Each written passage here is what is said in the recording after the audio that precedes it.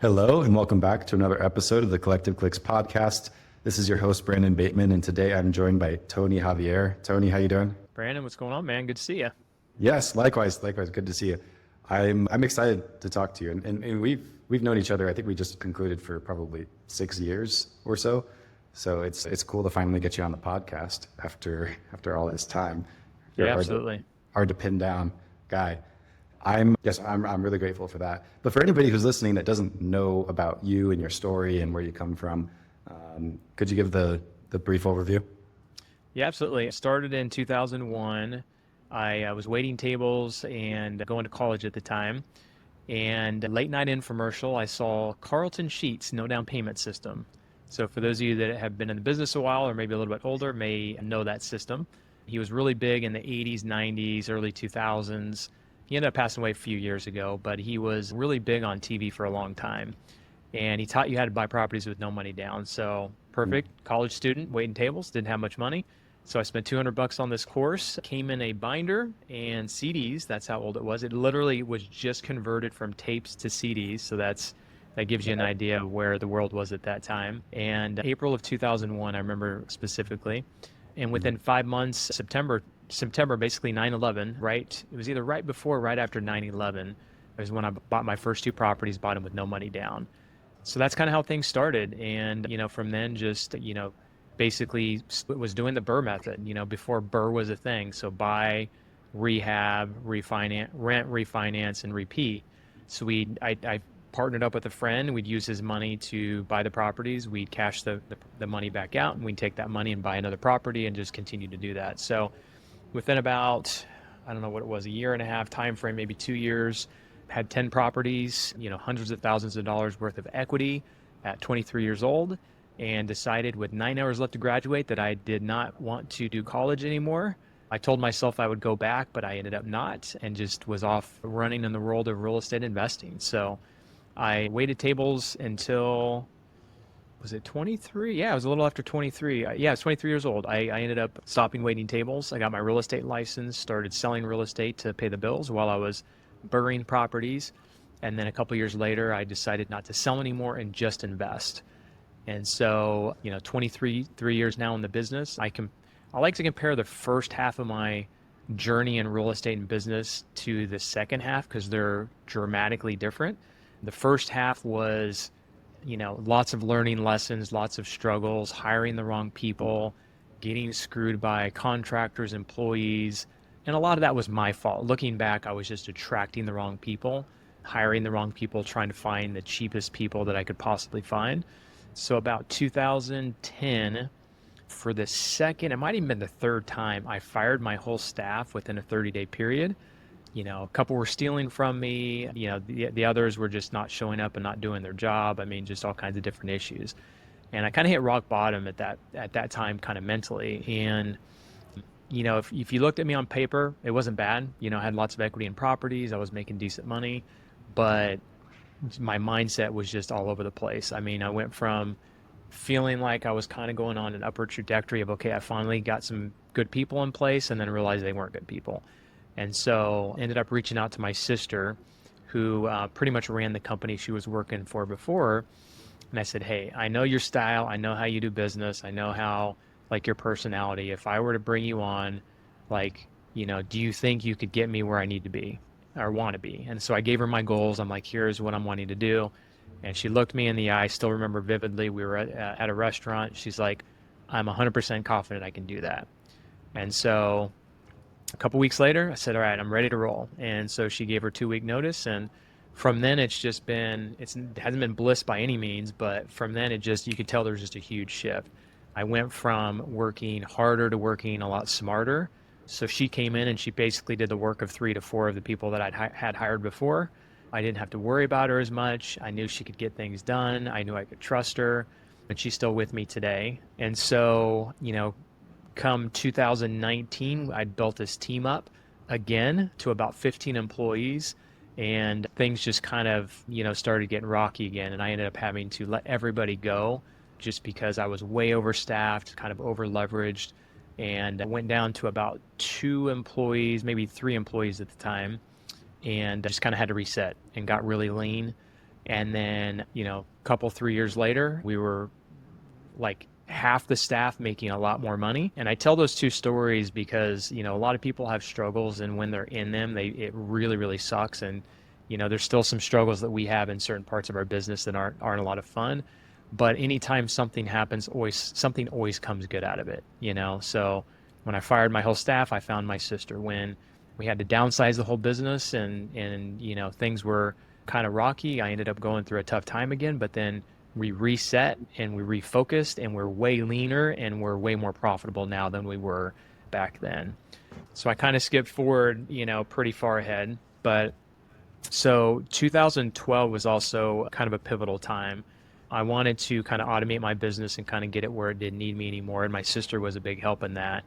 And I was fortunate enough to go to a poker game one night, and this guy I noticed was on TV. And so I ended up sitting next to him. It was a friend's house that I was at. And I was like, hey man, Chad, this guy's name was Chad. I said, Chad, I see you on TV. How the TV commercials doing for you? And I was expecting him to say what most people say or think. I was expecting him to say, we just do it for branding. We do other marketing that drives the business. It's pretty expensive. I expected him to not really talk great about TV and just, that it was expensive and it was a branding play. But it was the opposite. He's like, dude, we do $2 million. It was either $2 or $3 million a year just from TV commercials. And he's like, we are on a 6 to 9 month wait list. And that's all the marketing we do. He's like, we get calls out the wazoo. He's like, what it's done for our business is great. And just started, just talking great about it. So I was like, interesting. I was like, I wonder if it would be good for house flipping, because he was in a construction business. And so he gave me his immediate guy's number, Drew, and he's like, hey, Drew's the guy. He knows his stuff. You need to call him, and you can talk to him about it. So I called Drew Monday morning. I was like, Drew, I heard you're the TV guy. What's this all about? Chad thinks that, or Chad and I were talking, and, maybe it'd be good for my business. He said, all right, well, let me go to the stations. Give me about a week. I'm going to negotiate some rates for you. He's like, I think I know who you're going after. So give me a little bit of time, and I'll come back to you. And if you like what I have to present to you, we can shoot the commercial, we can work on it together and go. And so about a week later, he calls me. He's like, hey, got some good news. He's like, I got some good rates. He's like, for $3,000 a month, I can get you, it was somewhere around 300 to 400 commercials a month. And, if you guys know much about marketing, $3,000 is a small direct mail campaign. It's, depending on where you are, it's a PPC budget or even a small portion of PPC budget. And so I was like, yeah, let's give it a go. So first month, I ended up spending $3,000. I made $35,000 my first month, and off and running from there. So from then, it's been my best lead channel, anywhere from a 3 to 12 times return on investment. I noticed right off the bat, we got a lot of credibility from it. I noticed that it was a lot easier than other marketing channels, where once we set it up right, we didn't really have to touch it very much.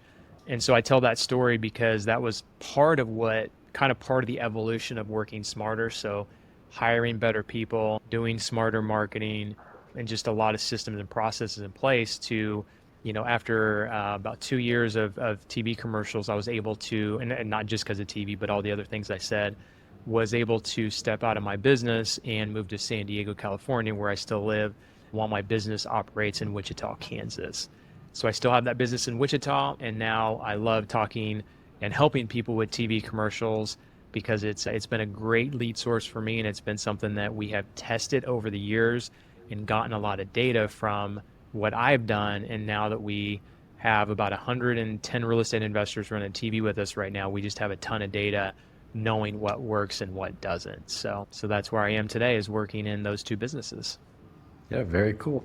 Yeah, good for you, Tony. And that's kind of how the context that we met each other under is like Tony, the TV guy. I know you had a lot of mutual clients working with you guys for TV, and also us for PPC. One of the biggest things, actually, if we're just talking like the intersection between our businesses that people talk about, is I guess the easiest way to say it would be like the fact that TV is a channel that drives a lot of business that doesn't always come in the way that you hope. Because it creates all this awareness, but you can't click on a TV commercial, right? You have to kind of remember the phone number or whatever, right? So what happens a lot is that TV generates a lot of business, but you need other channels that kind of help support that. And if you're not careful, I'm sure this is something you're sensitive to, being the guy who runs people's TV campaigns. If they're not careful, they might actually end up attributing a lot of TV deals to other marketing channels instead.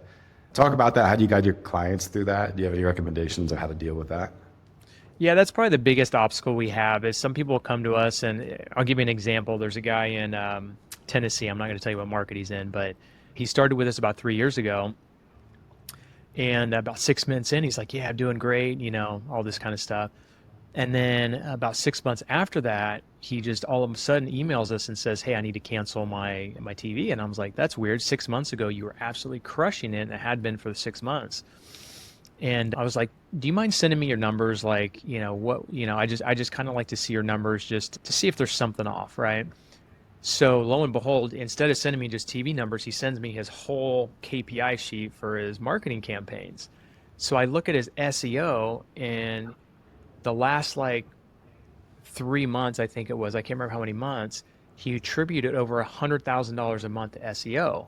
And I'm not saying that's not possible, but I'm like, that's interesting. And so I was like, are you sure some of those some of those SEO deals aren't TV? And he's like, I can't tell you for sure, but I can't tell you that, whether they are or they're not. He's like, we're getting okay results with TV, just not what we want.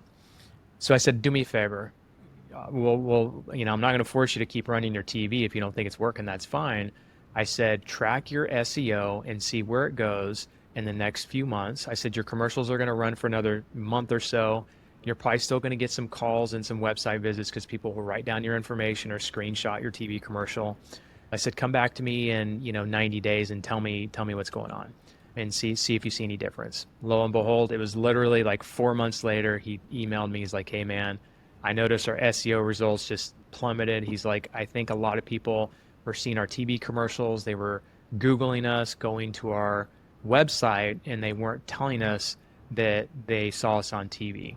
Even though we teach our clients and tell our clients, you need to, no matter where they come from, really dive deep into where they came from. So even if they say postcards or they say TV or whatever it is, ask them if they've seen you anywhere else, right? Because someone may say, and this has happened to us many times, where we'll ask them a couple times, like, where did you find us? And they'll say Google, and then we'll go to the closing table. And they'll say something like, man, I'm so glad I saw you guys on TV. And then we're like, wait a second, what do you mean? So that's probably the hardest thing is tracking TV, because you're seen so many times. There are people that will see the commercial and then tell their friend about it. And this happened for many years, and it took me a long time to figure it out. We would get random people that would say, Tom told me to call you guys, or Jim told me to call you guys, or Mary told me to call you guys. And then finally we put it together, like, wait a second, I think those people are seeing the TV commercial. We have no idea who they are. But then someone says, hey, I'm thinking about selling my house. And they're like, oh, hey, why don't you call that Tony with Professional Home Buyers that's on TV? Because we're literally on TV hundreds and hundreds of times a month. So people see us all the time. So, we have a lot of things that we do on our TV commercial that really get in people's heads that they remember us. So that is the hard thing, is just tracking it. So the easiest way to track it is put an easy to remember phone number so that they're not dialing the wrong phone number and then Googling you or going somewhere else. And then putting an easy to remember website. We don't push websites hard, but we do, for the last 5 to 10 seconds of the commercial, put the website at the end, because some people just want to go to a website to see who the business is and make sure they are credible. So just having an easy to remember website that's 3 words or less, and I recommend that for any marketing campaign. Just make your phone number as easy to remember as possible and your web domain as easy to remember as possible, because, especially like bandit signs, billboards, TV, and radio, where when they hear it, they either have to write it down or they have to dial right away. And if they don't put in the right information, then they're going to be either thinking you're out of business, you're not credible, or they'll try and Google you, or just Google in general, and then they'll find your competitors, right? Because a lot of the people that call us from TV commercials are typically only calling us. So if they don't get our information correct and they don't have it, then they're potentially going to look for somebody else. So that is a good point, is that it is kind of hard to 100% attribute every single lead that comes from TV to TV commercials. Sure. Yeah, that makes sense. And I guess that kind of becomes true with any business the more you grow. Like if you dominate a space, you're going to, I'm sure this is true for you with your marketing company, but you're probably like us and you have some people that come through like 7 lead sources and have been in your CRM for like 3 years. Like that stuff happens all the time. But yeah, TV is tricky. I'm curious of all things you could have done, why a marketing company? Well, that's interesting. So about 4 years ago, I think it's almost 5 years ago now, I had a guy that I was in a mastermind with, and he's like, you know what, that's unique. He's like, I don't really know anybody else that's on TV. He's like, why don't you show other people what you're doing? And at the time, I was super busy. We were building this big co-working space. My wife was pregnant. We were building a house here in San Diego that became a disaster. And so just a lot of things were going on. And he's like, just kept like we'd meet every month. And he just like 2 or 3 months in a row, he's like, dude, I think you have something. Why don't you just show people what you're doing? So I was like, all right, I'll tell you what, I'm going to give this a shot. So I called my media guy, Drew, and I said, hey, Drew, if I were to show people what I'm doing, I have scripts that I'd probably 8 or 10 scripts at the time that I knew that worked well. And then a bunch of things that I'd done that didn't work as well. I feel like kind of semi-perfected our formula for TV, meaning the right shows and the right stations. The layout of our commercial, the way we did things, like we just had like kind of like a franchise-like system, I feel like, that, worked for us that, hey, if it works for us, why wouldn't it work for other people? So I reached out to about 8 people that I knew that would be good for TV, meaning that they had businesses that I knew they could handle the leads and all that kind of stuff. And so I called them up, and I actually called about 10 businesses. 8 of them said yes, so I had a pretty high success rate with that. And so I gave them my data, showed them everything. Drew helped on the back end doing the negotiating media buying. We put the scripts together for them. We basically did 95% of the work for them, as opposed to just giving it to them and not knowing whether they were really going to work it or not. And they started getting the same results that I got the first month, doing deals the first month. Like, it was crazy. I was really concerned because I'm like, all right, we're launching these 8 people. They're trusting us with their campaigns. I didn't really charge them much, really anything to do it. It was kind of just a test project, and they just started blowing it up. And so that's when I was like, all right, we got something here. So that's when I started kind of promoting it to the public, showing people that we could help them dial in a marketing campaign that not a lot of people were doing. And just to give you an idea, 2015, I joined Collective Genius. There was only one other person in 2015 in Collective Genius doing TV commercials. I joined Investor Fuel in 2020. Same thing. There was only one person in that group doing TV commercials, and they ended up moving over to us because we could get them a lot more ad space. And so, even to this day, 4 or 5 years later, based on like people now knowing that TV is a good lead source and us, promoting it and showing other people that it's a possible lead channel, there's still a lot of people that aren't a believer in TV. Like, for instance, the guy yesterday, he's crushing it in his little market. And I even asked him, he goes, well, I don't know if I want to do TV. It's, I think it's just going to be too expensive for us. He's like, we run pretty lean. And I said, I'm curious, what do you think TV costs to run in your market? And he knows TV is a good lead source. He's already told me, he's like, I know that you guys crush it. I know other people that are crushing it. And he's like, I bet I have to spend at least 10 grand a month in my market. And he was surprised when I told him, I'm like, your market's not that big. You can spend 5 grand a month and get like 600 commercials a month. And so because of that, because people think that it's too expensive, because people think it's just branding like I did back in the day, because people don't know how to do it. I mean, we're really the only company that does what we do. So if someone goes and tries it on their own, there's so many parts to it that it's just a huge barrier of entry. So for that reason, not many people do TV. So that's to the advantage of people that actually do TV commercials. Yeah, that's super fair. I mean, there's a couple things you said that I think parallel really well. Like, you talked about how the first, what was it, like decade of your business career, you ended up with a lot of the wrong people because you were just trying to find low-cost people. Because if you think about it in theory, it's like, well, the certain amount of work has to get done. If I could pay less money to get that work done, then I would have a better margin as a business. Like, that's in theory how it works. The same could be true for marketing channels, right? If I could find a marketing channel that costs me less money, then I'm going to have a better margin. But what's interesting about people and about marketing channels is that usually the companies that have the best margin, they actually have among the most expensive people. And they actually usually have among the most expensive marketing channels as well, because those things are 100%. expensive, like for a good reason, right? You're like an A player, you might pay 30% more than a C player, but they might produce twice as much. So it's actually Yeah, more. when I hired my sister, like I mentioned, I was probably saving money by paying her double the wage of anybody else that I'd paid because she was doing the job of 3 to 4 people. And not only that, but it's peace of mind.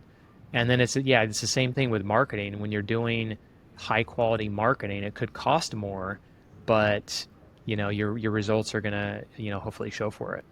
Yeah, I would argue in the way that a marketing channel works on that scale is basically the scale of how inbound it is.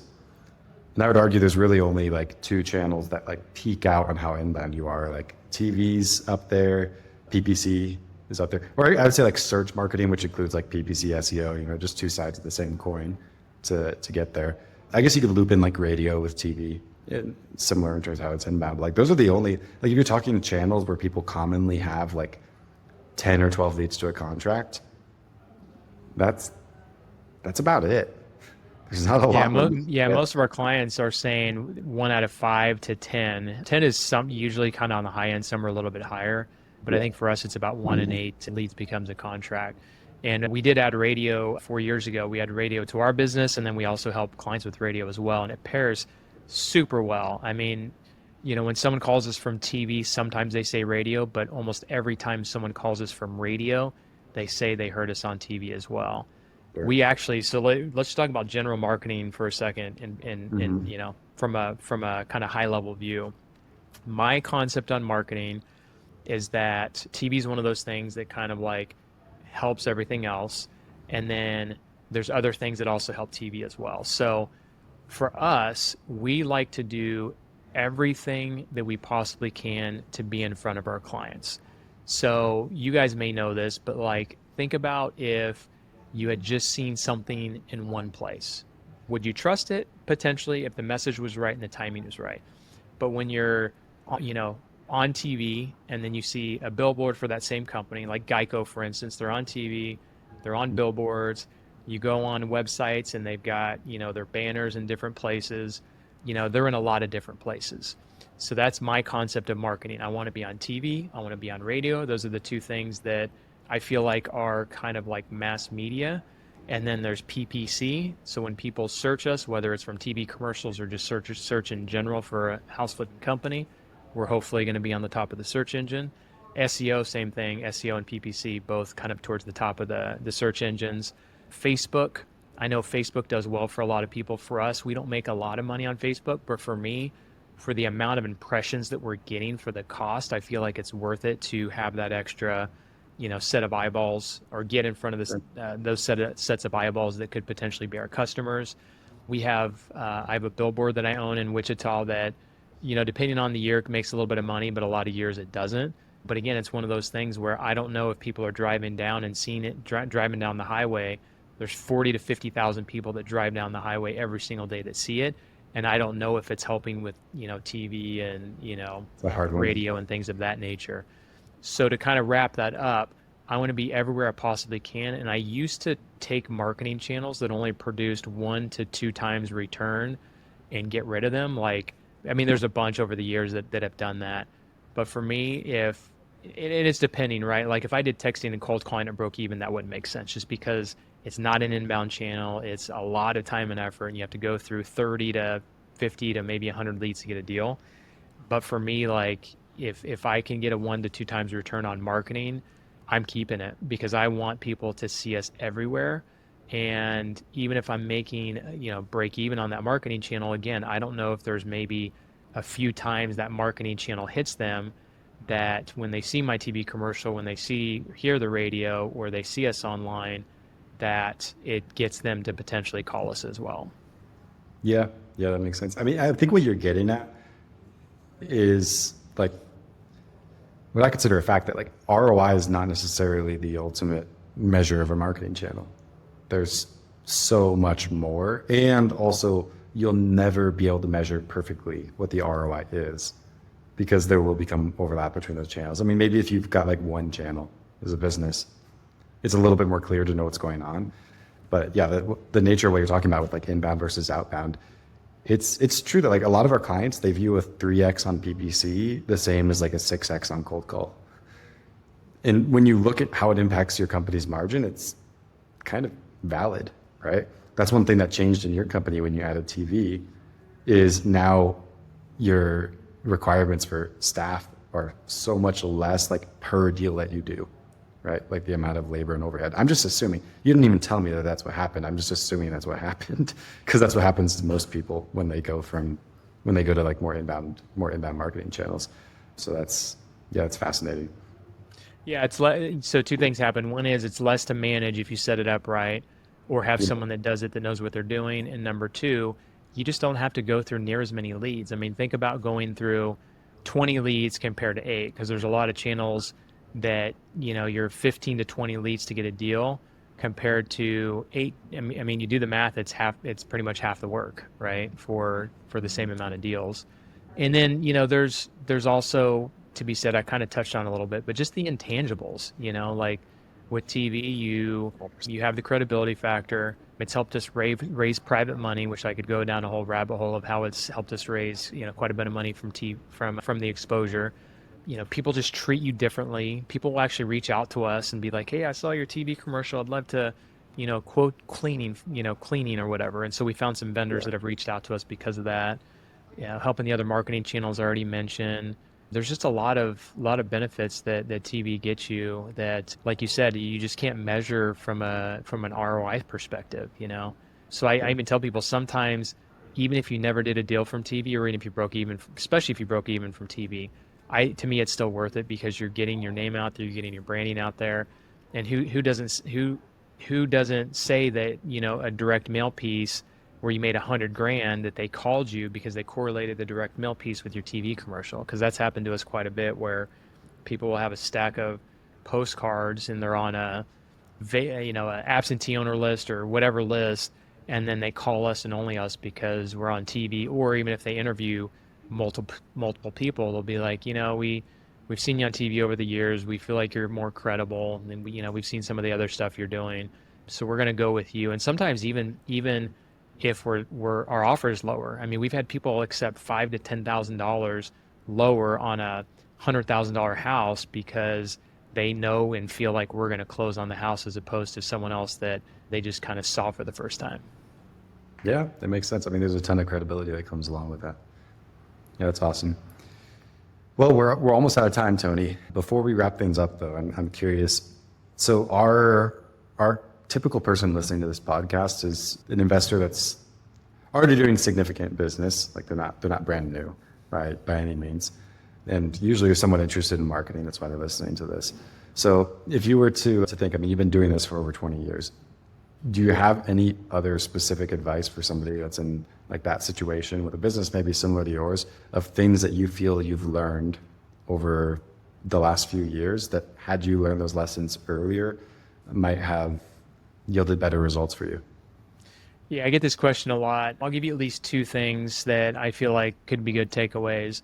One is if you're not in a mastermind or you don't have coaches, those are the things that have really helped me kind of think differently, think bigger, and also just get support. The first 10 years that I mentioned to you guys where it was a big struggle, I never went to, I don't want to say never, but like I didn't go to like really in-person events.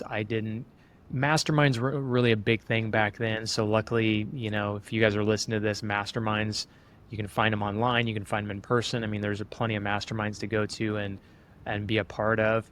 One of the things that really shifted me in 2010, about that same time when I was kind of hit rock bottom that first time, was finding a coach that had a business that ran without him. And that's kind of what inspired me, even though the coaching helped a little bit, but it was more just like the 4-minute mile kind of thing where I didn't know that have a business to run without you is possible. So just being around other people that are doing bigger things that you go, oh, wow, I didn't realize that was possible. Or, wow, this guy is, I thought I was doing well, but this guy really has something else figured out that if I maybe just had a conversation with him, I can figure out how he, did this or that. So what it comes down to is support, coaches, masterminds, those kinds of things. I challenge people also just to figure out how to be smarter. So there's smarter marketing. Obviously, I mentioned TV. There's smarter hires, and that's not necessarily looking at just the price of a person, but what they're going to bring to you. And I could do a whole master class just on hiring because I've made all the mistakes over the last 23 years that you could almost possibly make. And I still continue to make those every once in a while, but I feel like I've slimmed that down just from the lessons I've learned. And then I think just the mindset thing, just knowing that, there's going to be ups and downs. You and I, before we hit record, talked about seasons and how sometimes it's nice to have the winter season because then, it makes you more grateful when the sun does start coming out and the leaves start turning and, all that kind of stuff. So just realize that, things aren't necessarily permanent. That if someone's going through something rocky, you're just one decision away from completely turning around where you are. And really, anything's possible. I mean, if I looked at 23 years ago when I started in 2001, my goal in 2001 when I first got started was to have $1 million worth of properties by the time I was retiring, like retirement age, like 60 or something like that. I did that in the first year and a half or something like that, right? So like so many things are possible. Like we don't even, Tony Robbins says it well. He's like, people way overestimate what they can do in a day, but they way underestimate what they can do in a decade or even in a lifetime. So yeah, I could just keep going on and on with lessons I've learned over the last 23 years, but just realize that, everything's a mindset. And if you think that, I'll leave you with a quote. If you think you can do it, the person that thinks they can do it and the person that doesn't think they can do it, they're both right. That's a Henry Ford quote. I kind of butchered that a little bit, but basically if you think you can do it, you can do it. And just put your mind to it and surround yourself with the right people and things will happen. Yeah. That's an awesome note to end on. Thank you, Tony. If anybody's listening to this and they want to connect with you, what's the best way? Yeah. If you guys are interested in, TV commercials, we only sell usually a couple spots per market. So if you're interested in seeing if your market's available still, 10xtv.co. So that's 10xtv.co, not .com, but .co. Yeah, you can book a call with us, and we're more than happy to help you out. We've got a lot of good stuff on YouTube. If you search Tony Javier TV, you can find me there as well. But yeah, I hope I, inspired some people with some different things and provided some value, and I appreciate you having me on here. Cool. Thank you, Tony. Appreciate it. And for everybody else listening, I'll see you next week. Thanks, bud.